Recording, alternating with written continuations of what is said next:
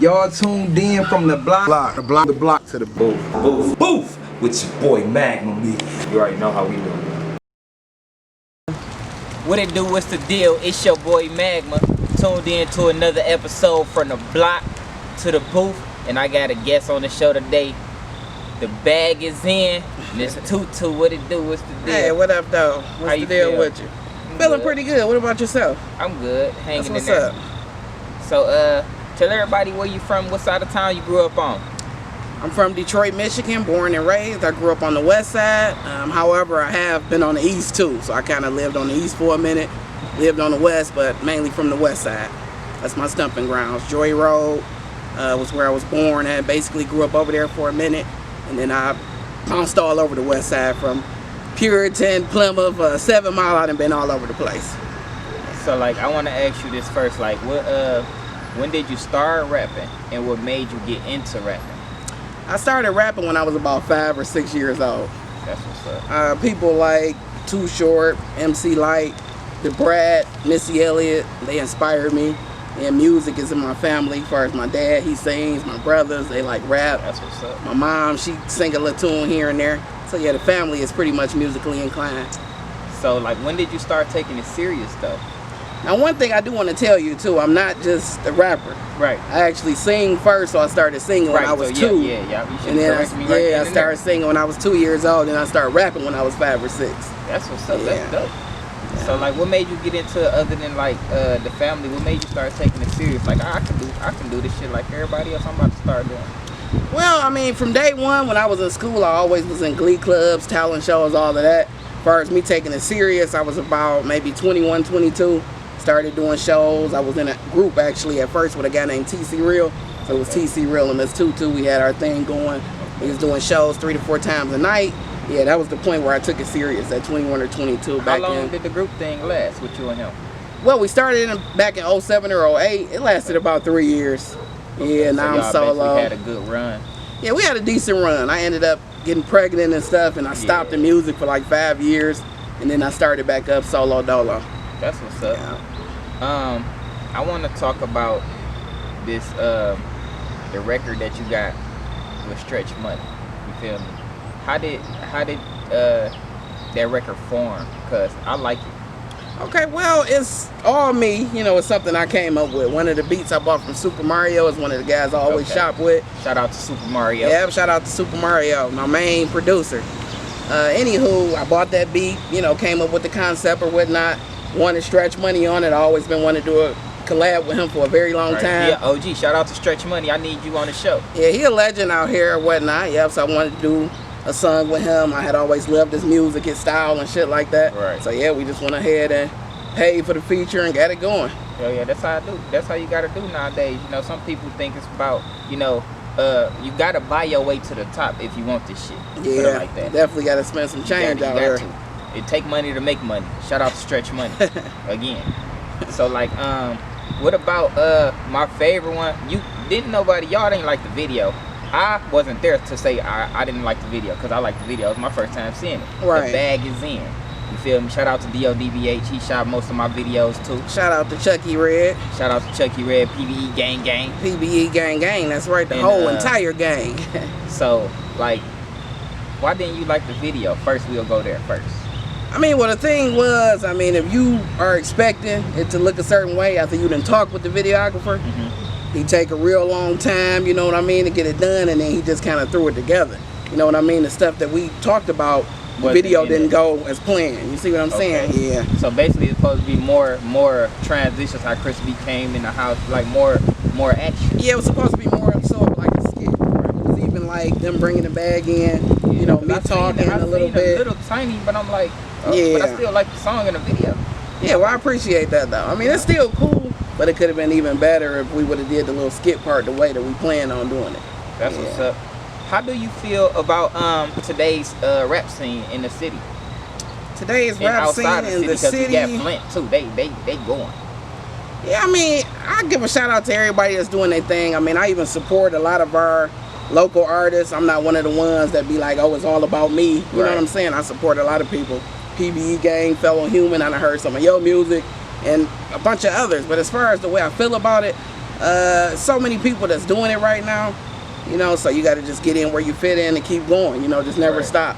You can't just say so many people doing it, oh, I'm gonna give up, you know what I mean? You want to just keep going at it. Right. Yeah. I always tell people like, I want to get this thought from you because for one, you're a woman, and I just want to see what everybody head at when I ask this question. How do you feel about a rapper on a song, right? You, first of all, you couldn't know of him, you couldn't know not know him, right? I got this gun on me, I killed 6 niggas, versus I'm on the come up, I'm trying to touch this money, I'm about to go to the store, get these boots. You feel me? How do you feel about that type of shit? Like niggas rapping about, I know it's entertainment, but at the same time, it's real life. Yeah, I say for one, don't tell on yourself. You know what I mean? A lot of rappers, they do that in their music where hell, the police gonna get their ass wrapped up, you know, because they basically telling on themselves. So I mean, I respect all ways of rap, but yeah, just don't tell on yourself. You rapping about guns and this and that, just make it like a storyline. Make sure it's nothing that you do.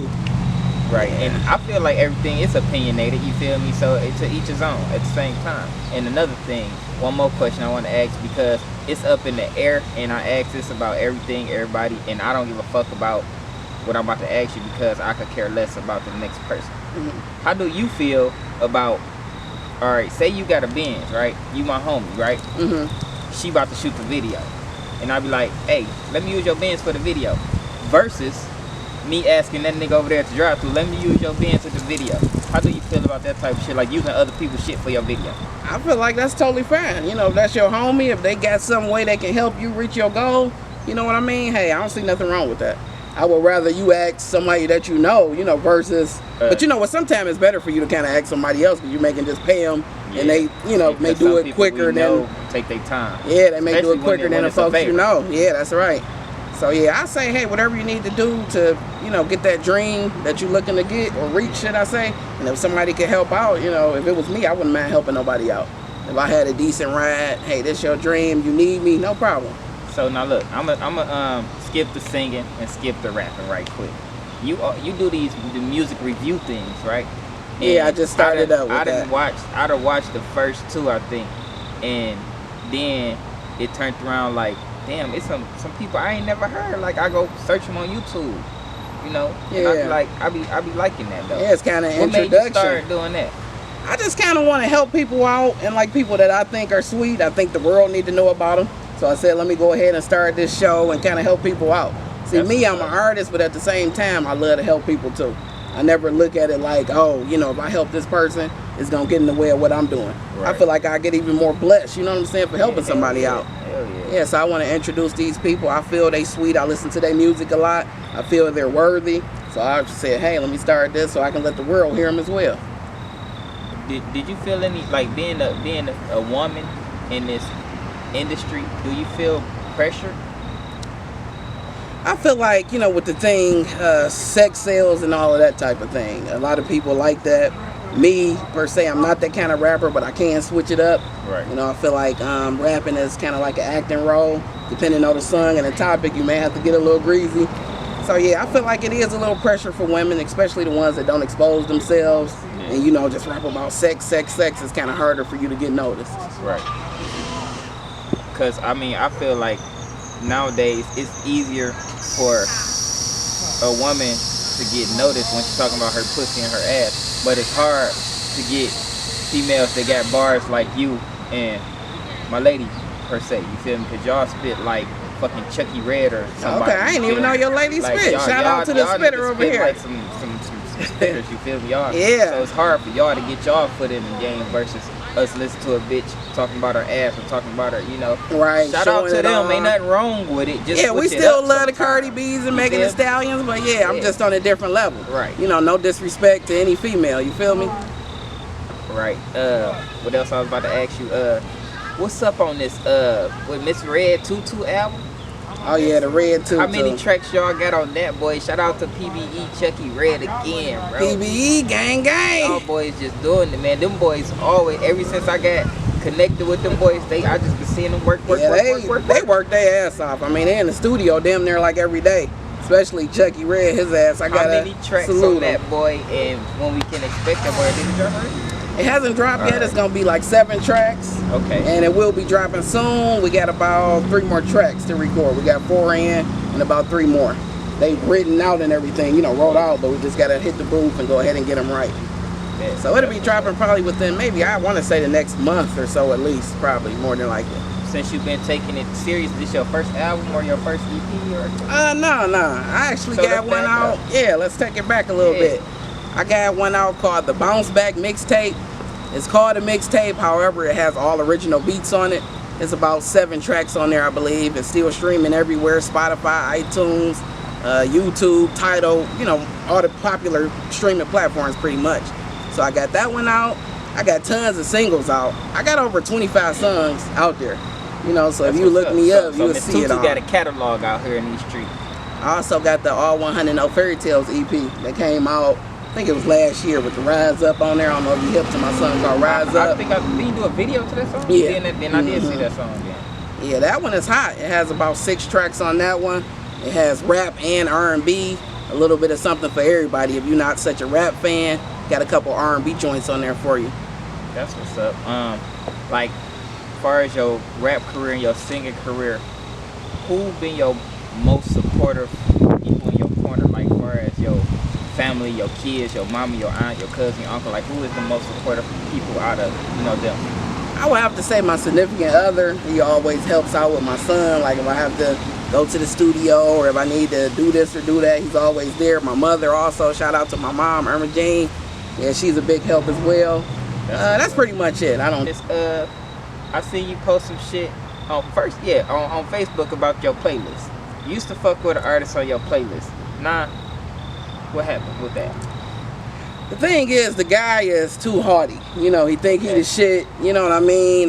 He don't talk to people right. You know, and to me, if you're not appreciative for me supporting you, banging your music, you know, praising you, buying your CDs and all that, yeah, I'll replace you with somebody that's more appreciative. Right. So yeah, that's how that went. I ain't gonna say no names or whatever. You know what I'm saying? But yeah, we don't need a name drop because we don't need no. You know, we don't. They're a person that's been out for a while though. You know. Well, yeah, we don't even know. Yeah. So, but yeah, I just wanted to clear that information up because I was trying to figure out, like, damn, what did they do to her? Damn, who's she talking about, huh? I really just want to know what the fuck they do because you artists and they don't appreciate it. So hey, best thing to do is just move on, you know, to somebody who appreciates you. Yeah, that's fucked up. How big is the word consistency to you? Consistency is big to me at this point. I mean, at one point in time, it wasn't so big, but now I see that's what it takes. You know, you want to keep coming. You want to keep your fans engaged, and you don't want to go too long and be off the scene. You know what I'm saying? You don't want people to forget about you damn near, and then you off for like 6-7 months, and you just coming back on. I say just keep dropping them as much as you can. That's my opinion.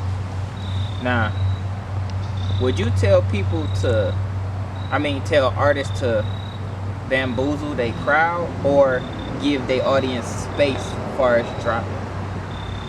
Or it depends on how the single, the numbers, and all that shit go? Well, right now what I'm doing is my music is not really doing that good as far as the numbers, but I'm still dropping them. Right. At one point in time, I thought to myself, like, why would I keep dropping them if I don't have the fans or the ears listening? Mm-hmm. But then once I thought about it, I say, hey, just keep doing your thing. You know, they'll catch up with you.